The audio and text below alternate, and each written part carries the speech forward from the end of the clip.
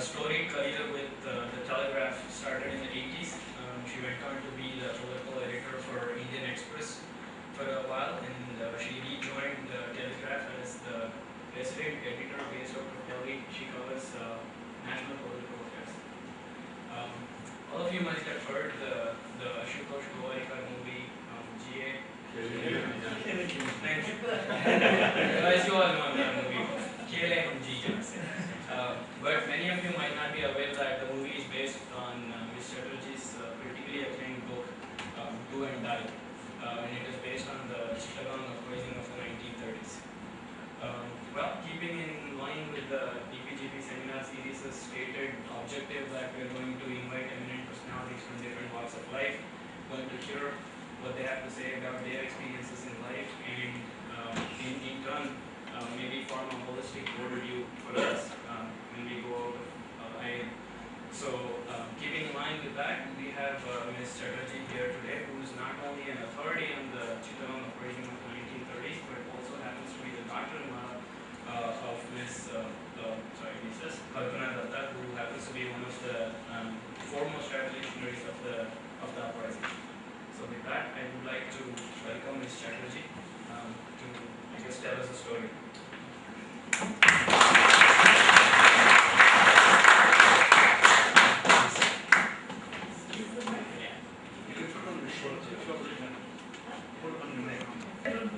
So I'm not sort of an accomplished speaker or a lecturer. So I'll just be very informal. I know I'm considered an authority on the Chittagong uprising for the simple reason that the very few people have done any work on it. So it's not as though, is it okay? Yeah. Because the Chittagong uprising, unlike say, there are maybe 10,000 biographies of Mahatma Gandhi and 5,000 on Jawaharlal Nehru. And the Chittagong uprising, despite being a very, a fascinating story, just a story. I mean, why I got into it, and I think my book was made into a film. So the film didn't do well at all. But the story was essentially because at one level it's politics, it's about the national movement, but it's also a story full of drama and passion about young people. And young people means really young people, from the age of 14 to 18 with the army. I'll come to that later, who conducted the Chittagong Armory raids, and then they were part of what they call themselves the Indian Republican Army. And I just stumbled onto it. My mother-in-law happened to be Kalpana Datta. You all will identify her more as Deepika Padukone because Deepika Padukone did the role in the film. But by the time I started writing this book, my mother-in-law had already passed away, though I had listened to some stories from her. So it was really the idea of the Penguin, my first publisher, not my second edition, the Picador edition. And there was this editor in Penguin called Kamini Mahadevan. And as a journalist, I had done a lot of writing on, essentially I was a political journalist, but at that time in the 80s, from 84 riots onwards, we had covered all kinds of things. So a journalist's writing style is that we, especially in those days when there was no television, when I started, that we had to do a lot more descriptive writing. Because now you can just see the visuals and Bhatta that will tell you, voiceover. But at that time, you read a newspaper and you had to know what was, So the style of writing was much more vivid and much more accessible. And that was the way we were trained. And some of us were considered good reporters. And for some reason, Kamini Mahadevan thought that I had a good eye for detail, and I was politically politically aware and all that. So she told me that, in India, history books are so boring. History is always considered something that you have to, mug up before exams to know the dates and pass your history exam. And even people like you, most of you are engineers, would probably have no interest in history at all. But even students who do humanities, we only study textbooks, and whereas books in the West, especially, she gave me a few examples from England, on the gunpowder plot in the 16th century, and the whole Cromwell and all those things, that they're written with so much in a style that makes an average reader, like you pick up a novel or you can pick up a history book and read. And in India we have very few books of that nature. So So she said, will you try your hand at this? And because your mother-in-law was sort of involved in this, you might be interested. So I wasn't particularly interested to begin with. And then I said, okay, let me try. And then once I started doing my research, I took a year off from work and I used to go every day to the National Archives.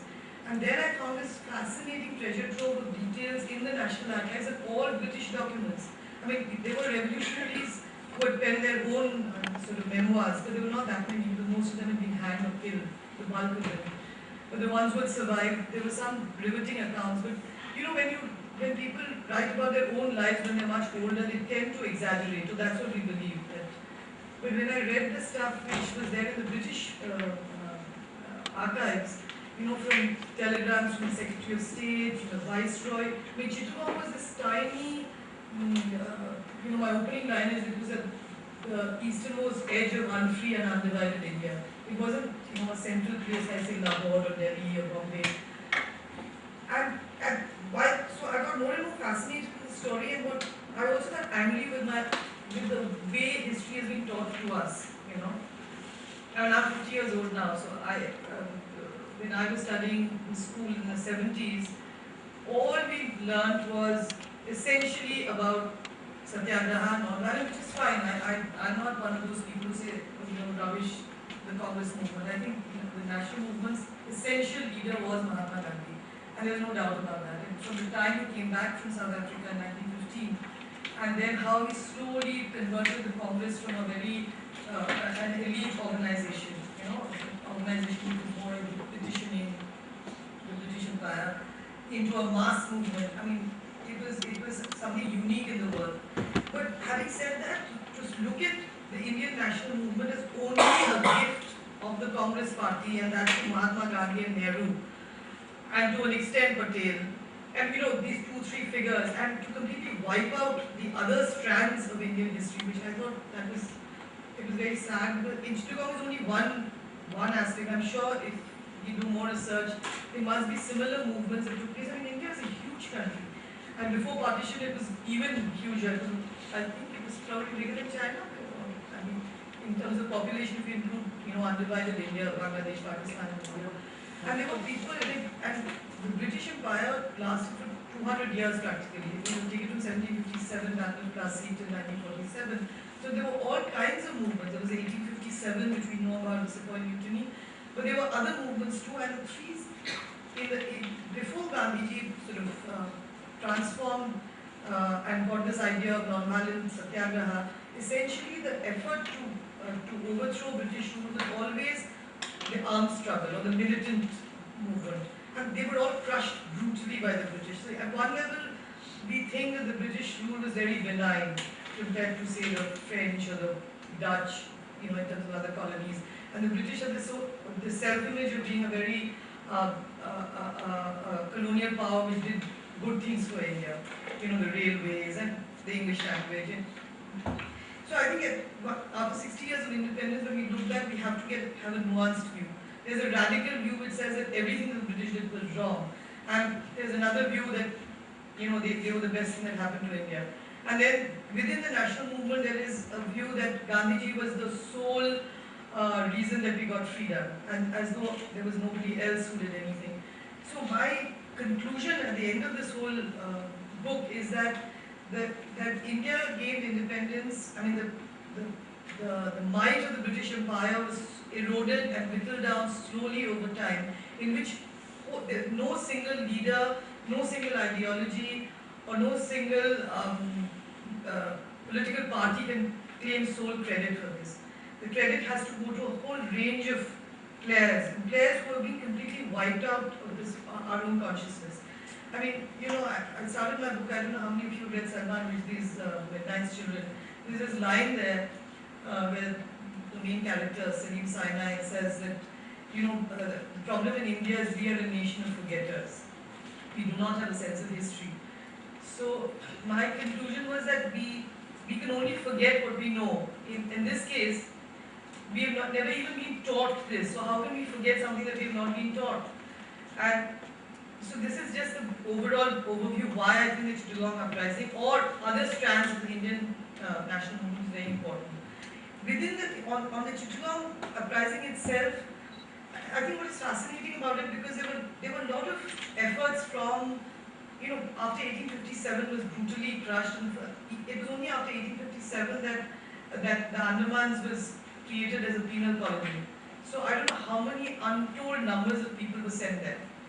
Yeah, and they were freedom fighters. Later on, criminals were also sent essentially freedom fighters. So then there was the Ghadar movement, which was Punjabi Sikhs who started it in the west coast of America. There were movements in Maharashtra. So Maharashtra, Punjab and Bengal were the three centers of the first phase of the revolutionary movement. But in all those cases, there was this dream these people had to have this all India rebellion against the British, which was simply not possible, because firstly, they did not, under the 1878 Arms Act, no Indian was allowed to bear arms. So even to collect arms was a big problem for only the government. I mean, the police and the army had arms, and there were all these harebrained, not harebrained, they were very idealistic. But when I was doing my research, which is not really part of my book, I discovered that way back in 1915 there was this move during the First World War, that arms would be sent from Germany and these Ghadar Babas would come from America. Then there was this person called Vishnu Pingle, and when I was rereading the book on the flight today, because I forgot to know the details myself, I wrote this book 12 years ago, more than 12 years ago. So these people whose names we don't know, Vishnu Pingle, and then 1915 there was an informer. The other thing, the British was they were very good at infiltrating every revolutionary group. So in Bengal there was Anushilan and Jugantar, which were the two mega groups. In Punjab and Maharashtra they were crushed even earlier. Bengal had the longest period of the so-called revolutionary streak of national movement. But all these efforts kept on, getting either informers infiltrated them, or they were caught too early. They couldn't get their arms, or when they got arms, they didn't have the training to shoot. So it was not very successful. And yet, every time they failed, there was a sense of, that even if you do not succeed, the very fact that we can show that British power is not invincible, that was the idea. It was more a psychological warfare.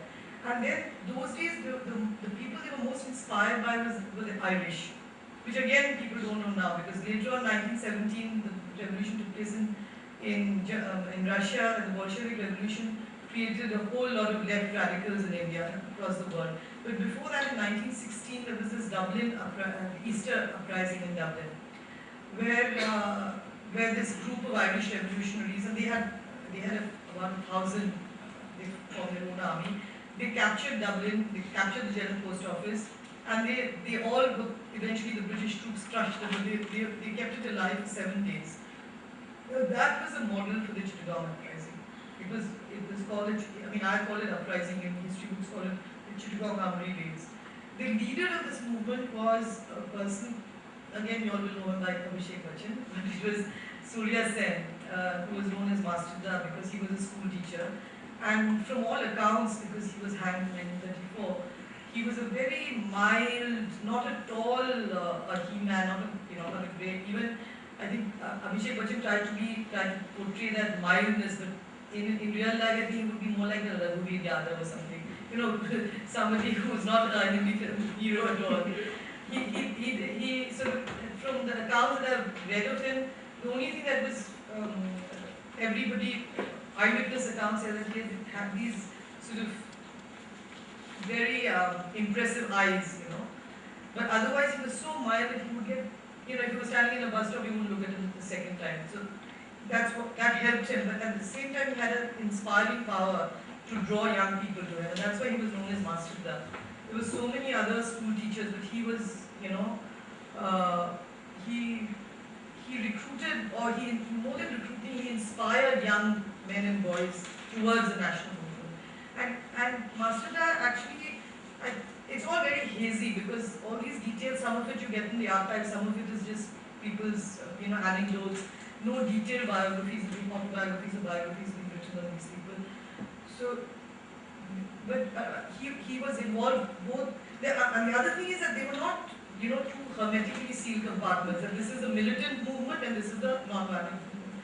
There was a broad national movement which had strands of militancy and strands of Satyagraha, which was what Gandhiji introduced after he came back. And the same people, because their goal was to get freedom for the country. The method could differ, but essentially the goal was the same, whether it was a Congress or, the official Gandhian Congress or the other elements. And Congress itself was not a political party like it is today. Congress was this umbrella national movement. So, which a lot of people, which I also didn't know, it's much later into my research, that Surya Sen was also a congressman, He was a congressman who, he had his underground, he was trying to build this revolutionary group to take on the British, but he was also very active in the Congress movement. And to the extent that in 1928, that's just 2 years before the army raids, he was elected the District Congress Committee Secretary in Chittagong. And their overground activity took place in the Congress Party office, And there were 6 men actually, names, there was Nirmal Sen, Ambika Chakravarti. All these 6 leaders had been arrested earlier because they were already under the police radar as what they were called revolutionary. In fact, the interesting thing is that the British documents use the words terrorist as well as revolutionaries interchangeably. Whereas the Indian historians, especially in the Congress Party, the official mainstream politicians only refer to them as terrorists. The British were, in that sense, the British gave them more respect than we did, than Free India did. So around 1928, after all these efforts and overthrow, I'm zigzagging, but I will talk like, in 1920, after that, I don't know how much of history you all know, but there's this famous, the first non-cooperation movement Gandhi launched was in 1921. And in 1922, February 22nd, Chauri Chaura happened. So when Chauri Chaura happened, when it went violent and this police station was burnt, and Chauri Chaura is a village near a small village near Gorakhpur, in Gorakhpur. Then Gandhiji, because he was so bent, for Gandhiji it was not just a goal, it was a method, and non-violent method was very important. He called out the movement. So that really disappointed a whole lot of these people, including Surya Sen and all, who had very actively participated in the non-cooperation movement. And they felt that, Gandhiji was his great hope and he's let us down, he's compromised, he's not, allowing this movement. So that is why, though they had decided to give up violence, or give up the armed struggle to be a Gandhiji's soldier, when Gandhiji, they felt let down. And now this is a matter of debate, was Gandhiji right, was it wrong? 22, what happened, that can be debated endlessly. And then for the next 5 years, from 1922 to 28, there was this lull. And then in 1928 was a Simon Commission was coming, and the Simon Commission boycott movement. So again, 28 onwards, there was a revival of a kind of a mass upsurge against British rule. In any movement, if you see, even post-independence, during the emergency, or now with Anna Hazare, things go into a lull and then they go up again and they go down again. There's always a trajectory. It's never a straight line. So in 28, in the Calcutta, it was Calcutta Congress, where Mahatma Gandhi, there were 2 views that India should ask for, the Congress Party should demand Purna Swaraj, complete independence or dominion status. And there was this Motilal Nehru report which said dominion status, and Gandhiji was for dominion status. Because Gandhiji was always little less radical. I think he wanted things to go a little slowly, whereas both Subhash Chandra Bose and Jawaharlal Nehru, they were for Purna Swaraj. So in 28, when Gandhiji did not agree, and because Gandhiji had such a overwhelming control over the Congress Party, even people who did not agree with him, if he said something, and you know that what happened with Subhash Chandra Bose's election to Congress president, that happened back in 1938. So, but these people, how I'm connecting it to the Surya Sen and company, they were very disappointed. They said again, 22 it happened, now again 28, after Simon boycott movement, there was an upsurge, you're doing it. So then they decided that instead of planning, he had decided that instead of planning something on an all-India scale, which is just too big, let us do something very small, just in our district, in Chittagong, but it would be something so spectacular that it would really shake the British Empire.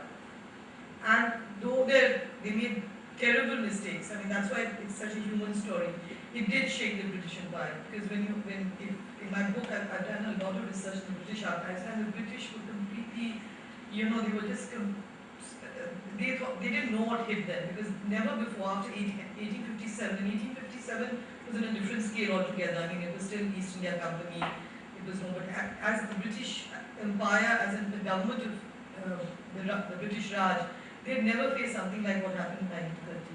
And the meticulous planning, I mean, I know as management students, you all should just read it to know how they planned it. Because these 6 leaders, officially they were doing Congress work, and they were not, it was not just a camouflage, they were genuinely doing Congress work. They were promoting Khadi, they were going against, Swadeshi, burning foreign cloth, and all the things that all Gandhians were doing. At the same time, we were recruiting young boys, and now, today from the perspective of the 21st century, it might seem morally repugnant that teenagers were used. But when you look back on all historical movements earlier, firstly the life expectancy of people were like 32 or something. So a teenager wasn't what we think of as a teenager. By the time you were 40, you were considered old. The other thing is that the belief these people had, and to an extent even today, these, like you see Kasab and all this, is that all movements which think they require people to sacrifice their lives, they focus on the young.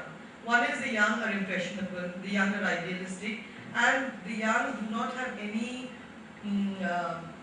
responsibilities. I mean, if you're married with children, the chances of you going up with a gun to shoot a British, to take part in an armed uprising is, is sort of minimal. So then slowly they started recruiting these teenagers. Not directly, none of them were told the extent of the movement. They were just sent them. And at that time, the whole mood in the country was such that it was very easy to recruit people. Everybody wanted, there was a point that everyone wanted. I think we can't even imagine that, because now, the way youngsters get crazy about the new iPad or whatever, iPhone and all, it was that kind of junoon, that people wanted to do anything to get rid of the British.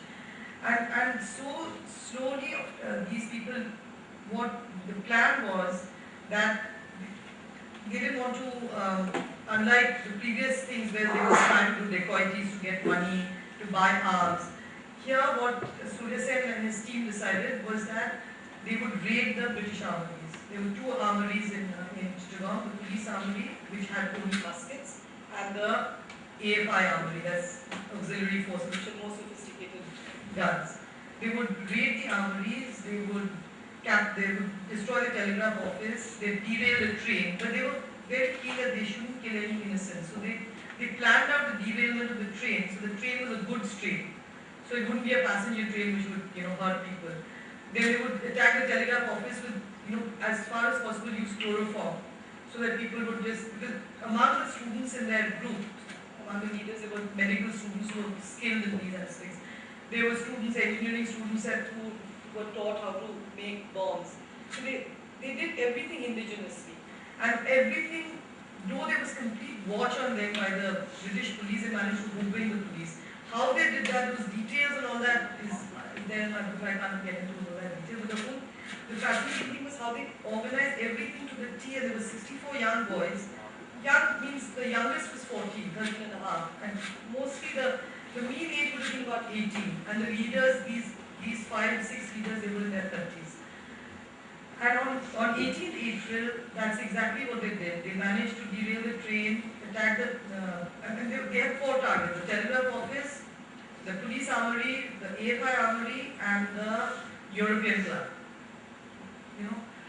And they thought all the Europeans, all the top British officers would be in the club, so they would, sort of hold them hostage, kill a few if necessary.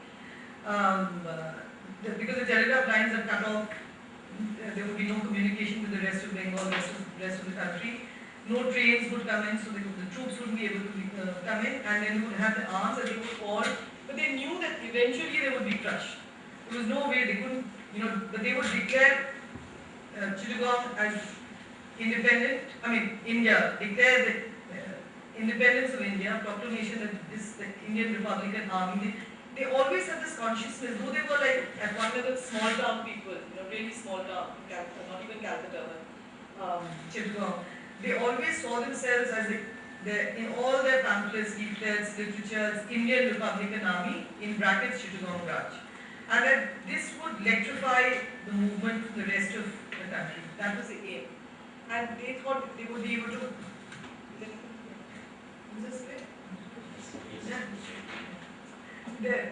They thought that they would be able to hold out for, and they were also in some ways very naive and very innocent. They were looking at the Dublin model. So they thought they would also hold out for 7 days. Now the thing is, they made some tragic mistakes. Biggest mistake they made was the police raid went off fine. They got all the muskets and they got all the bullets. But when they went to the AFI armory, which was again done in this fascinating way, which actually the movie captures very well. They tied a big rope to a car and pulled the door with the help of the car, and they got these guns, 303 guns, and they couldn't find the ammunition. They looked everywhere and they kept on opening box after box, and they could only find uniforms and crockery and all that.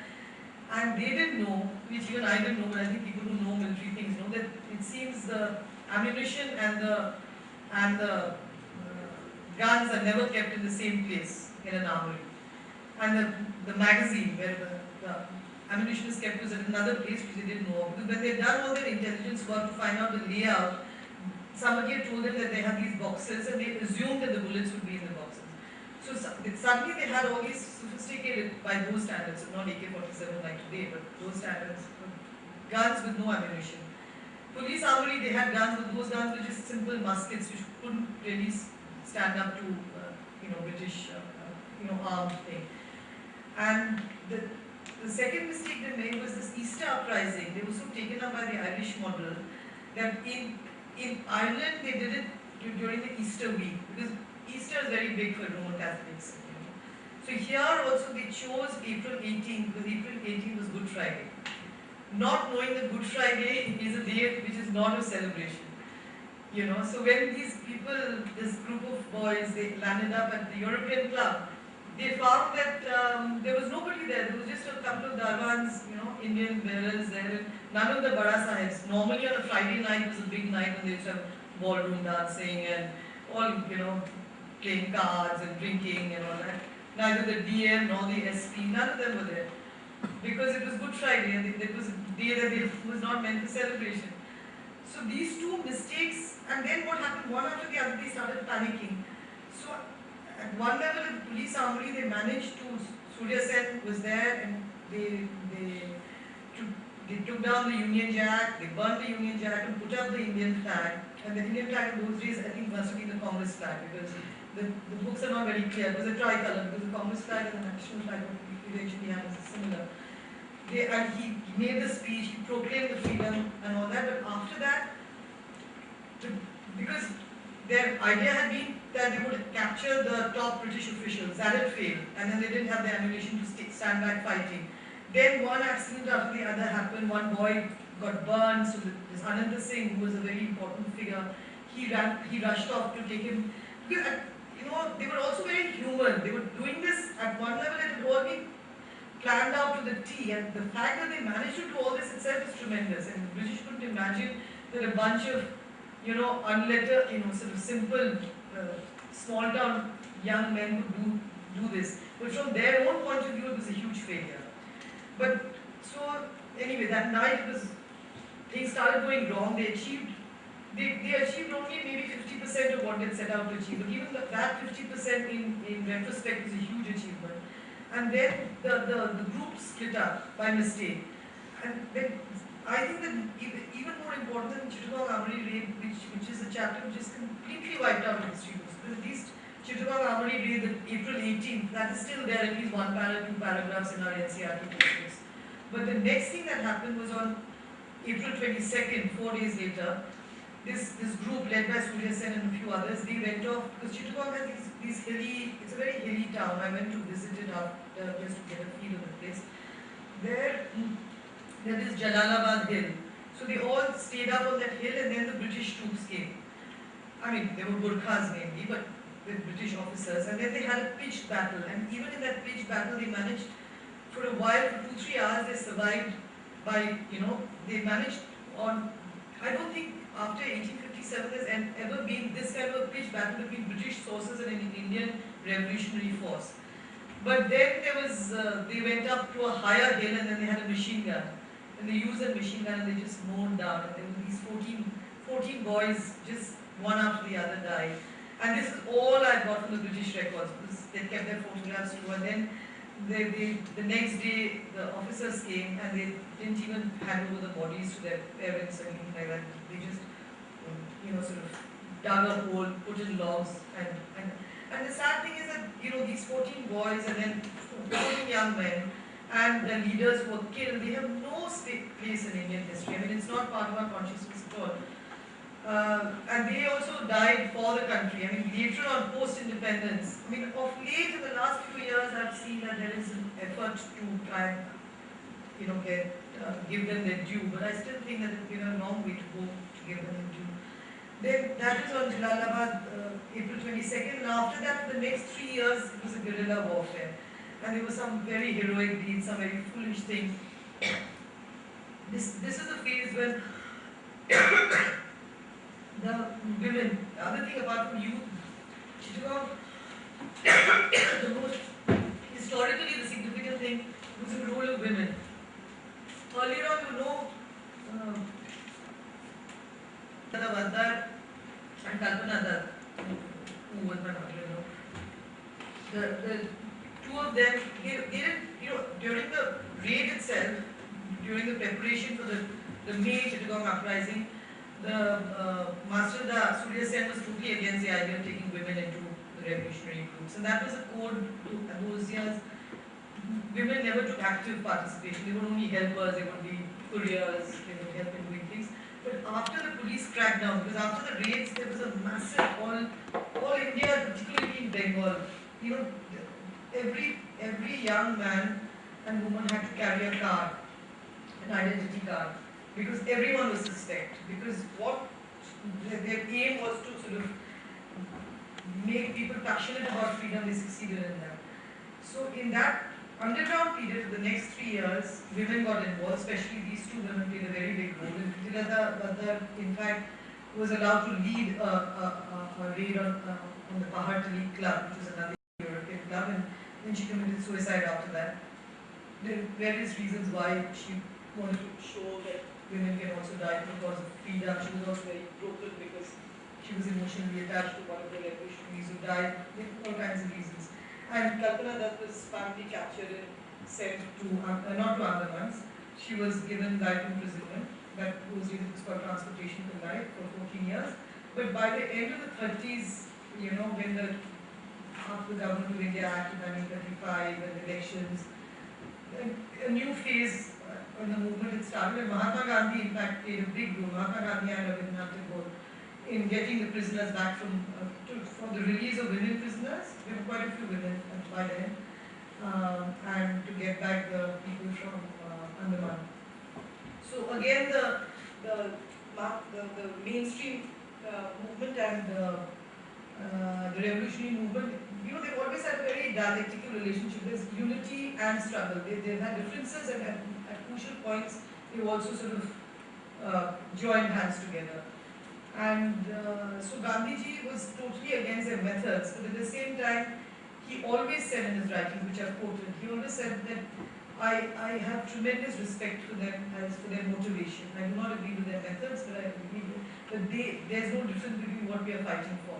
And Gandhiji was also a very, very clever negotiator. So when in 1931, the Gandhi-Urban Pact, when he was negotiating the roundtable conferences and all, and the same thing, in Chittagong, this happened in 1930, and in 1931, Bhagat Singh was hanged. So Bhagat Singh did not, in terms of what he actually did, he did not do as much as the Chittagong heroes did, I feel. I mean, they had, they prepared an army, they took on the might of the British Empire, they had partial success, and they had a guerrilla movement going on for 3-4 years. In the case of Bhagat Singh, he shot the wrong man, Captain Saunders in 1929, and then he put the bomb in the, Delhi Central Assembly. But one reason why Bhagat Singh became much more of a figure, in fact, the only non-mainstream person to have had any place in our post-independence history is Bhagat Singh. I think the reason is also its accident in life is, in history, so much an accidental geography. Because Bhagat Singh's thing took place in Delhi and Lahore, they were mainstream, so there was much more media, even those days, media coverage, it happened. And Chittagong was like right out in the periphery. Second thing is post-partition, Chittagong became part of Bangladesh, and so that legacy was not carried through. But more than the Bangladesh thing, I think it was because it was so far away from the center. If the same thing had happened in, say, Meerut, or somewhere in the peripheries of Thana, say, Thane, somewhere near or Madras, it would have had a different impact over here. But what I'm trying to say is that in the 1930s, there was this ferment, and Gandhi's civil disobedience movement, Gandhiji was was a clever tactician. When he realized that people were getting too restive, then he called for the civil disobedience movement to try and channelize this sort of militant anger into a much more mainstream, manageable sort of channel. But at the same time, he used this when negotiating with the British, because he told them that he said, if you do not negotiate with me, if you do not negotiate with the Congress Party and give us what we want, because at that time they were only asking for concessions in terms of which eventually led to the Government of India Act of 1935, allowing elections, Congress, self-rule and all that. He says, then you will have to face these people. So it was in a way that the revolutionaries really helped Gandhi, really at one level by animating and sort of keeping up the passion for freedom and through acts of self-sacrifice, and in the other way by making the British realize that it was much better to negotiate with the Congress, otherwise they would have to face them. So now what is the significance of the Chittagong movement? I think Abhi asked me to speak on that. That's very difficult for me to, I think it's for all of us to try and understand at one level what is the significance of anything on history. At the moment we are on a different track and all that. One thing is it's a cracking good story. I mean it's a tremendous, like it's a real life thriller, and you feel proud that there were people. I mean it can be exasperating, you can also get angry sometimes. But it is a very emotional, and it's a very it's a chapter of history which has everything. It has emotion, it has passion, it has foolishness, foolhardiness. I mean, they were human beings. They were not, and there is a tendency among history writers that you make them into big heroes. So every revolutionary or every freedom fighter is a flawless human being, and is which is not true. They were also very flawed. They also made mistakes. They made mistakes not just in terms of tactics. They made mistakes in terms of ideology. But there was a sincerity. There was a patent sincerity about it, and there was a complete, complete devotion to a cause. And that is an emotion, or that is a principle which is with all its all their mistakes, is something that I think in free India, I mean, we owe our freedom to many people, but we also owe it to them. And so owe it to all these young people who gave up their lives. So that is one reason I think that it's important to know our own history. And the second thing is that it has relevance even today, because I think in India we always talk about unity and diversity, and sometimes it becomes a cliche. And but India really is a country, and our national movement, I think, is one big reason for that. Apart from the fact that we have so many religions and so many castes and languages and regions, so pluralism is inherent to India. But I think the national movement also shows that there were so many different strands in the movement, and so many different ideologies, so many different ways of fighting, but for the same goal. So similarly, there is a tendency to say that everybody should be, pluralism means everyone should agree with each other. But that can't happen. And so even in post-independence India, some people say that why don't we have just two parties like America? You have Republicans and Democrats. You have Tories but I think in a country like India, there was a time when we only had one party, essentially Congress, and now we have many more parties. But the more we grow and the more different sectors, now today, like Chittagong, we've got to know, I'm sure there are stories like this waiting to be told in the Northeast. You know, what happened in Nagaland, what happened in Manipur, and areas which are so completely peripheral to our consciousness even today. What is happening, and the Hero Sharmila thing is happening. You know, I mean, she's been fasting for 11 years, and once in a while, every time there's an anniversary, we'll, I know as journalists, we do some story and then we again forget. There are lots and lots of people, voices still waiting to be. I mean, just because we've got independence that was only one phase. The second phase, which is continuing, is if India, we keep on talking about India becoming a superpower, but more than being a superpower, I think what's fascinating about India is that I don't think there's any other country in the world which has our level of diversity. You know, it's not a cliche. I mean, Europe, I've traveled a little bit. I think the difference between Sweden and Spain is nothing compared to the difference between even two neighboring states in terms of language, in terms of script, and yet there is a unity of purpose, which is what this national movement was. Despite the fact that some of the revolutionaries were very, very bitter with Gandhi at certain stages, that especially after 1931 on the Gandhi Urban Pact, when one of the demands was you release all the people arrested during the Satyagraha movement, but he never asked for the commutation of Bhagat Singh's death sentence.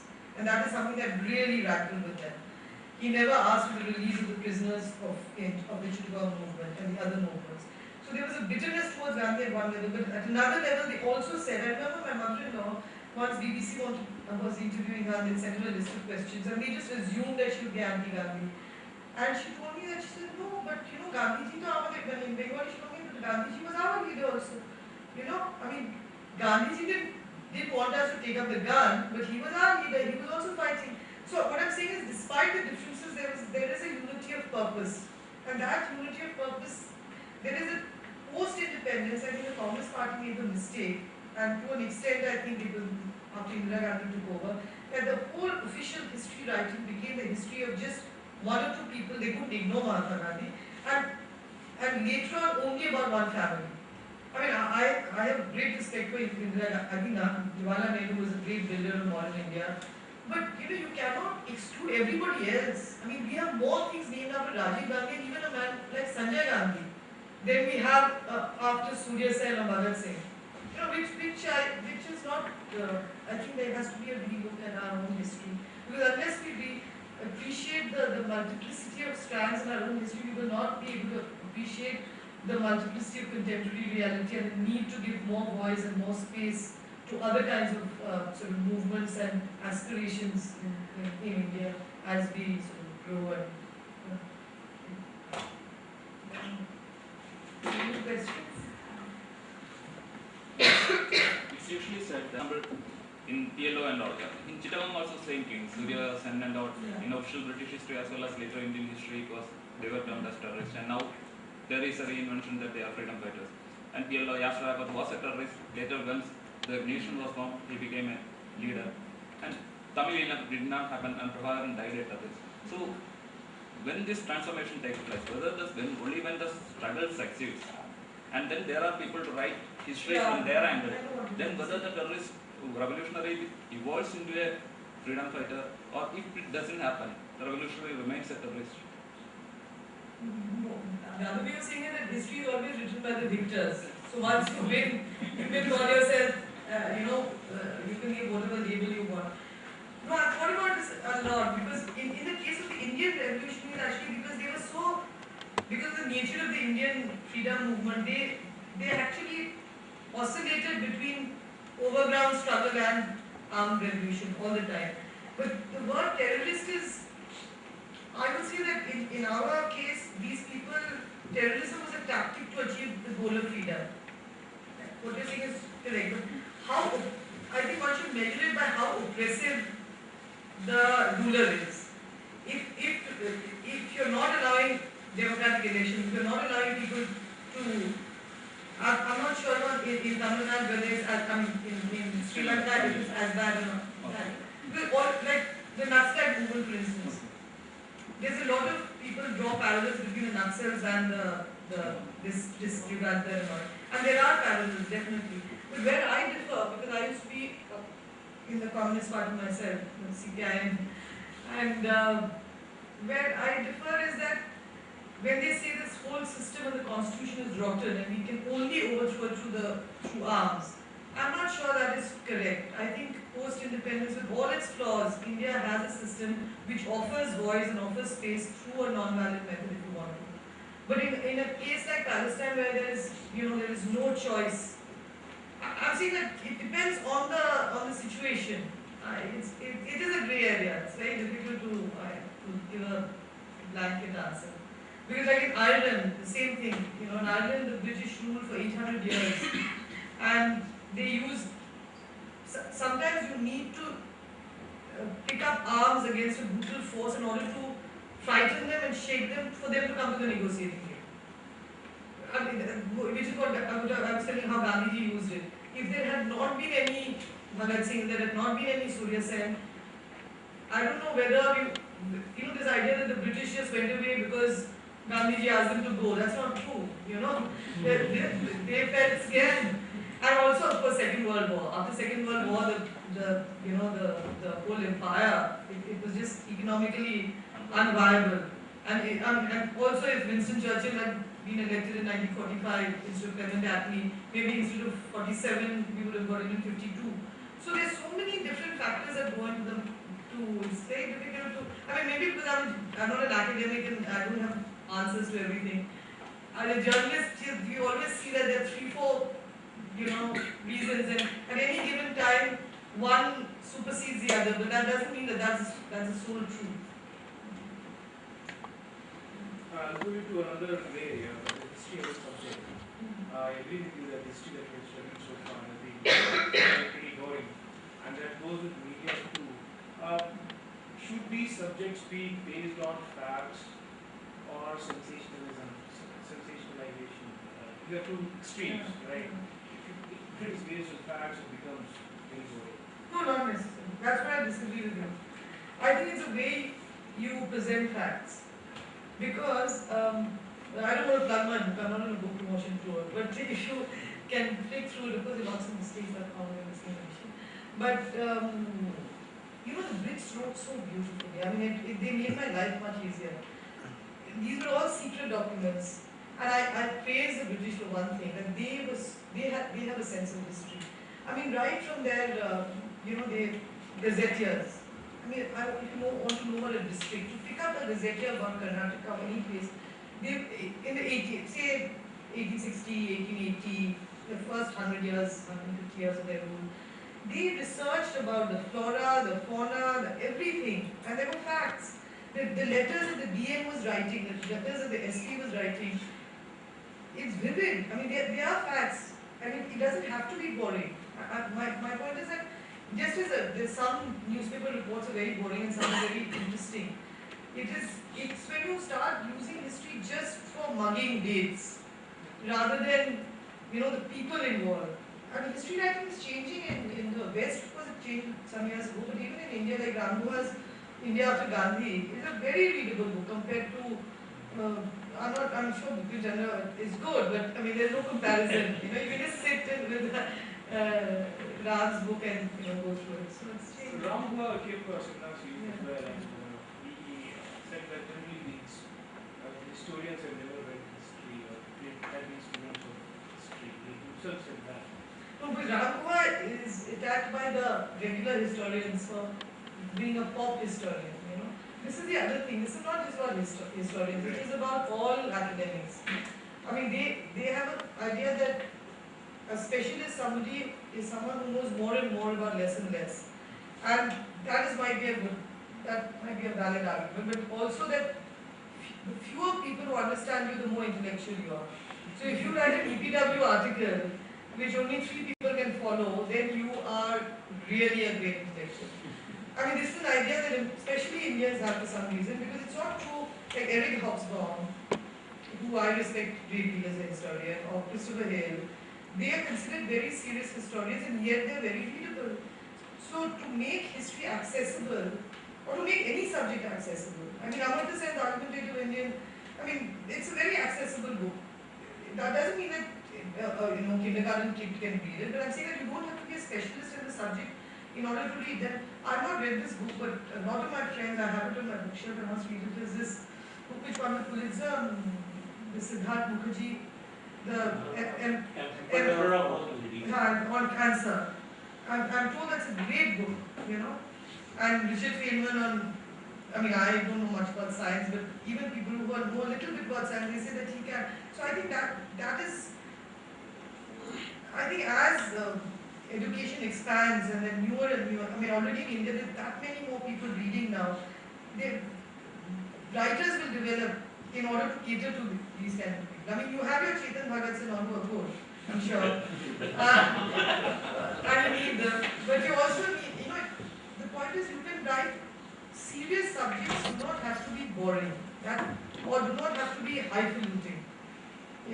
Anything can be made interesting, and I think the market forces will force people to do it. So when even scientists will start writing, why just history? Even science, management, some areas are specialists. I mean, maybe some on quantum physics and all, but even that people choke us as spirituals.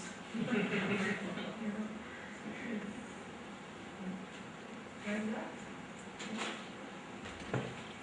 Now, what a fascinating story that was. Thanks for opening our eyes to clearly what was a significant chapter of our history. I wish we had history teachers better, right? So we have Dr. Sudarshan and some other non-EPDP members here with us. Thank you for your participation, and of course to all the EPDP students as well. Let us please thank Ms. Chatterjee for taking time out of the schedule to talk to us.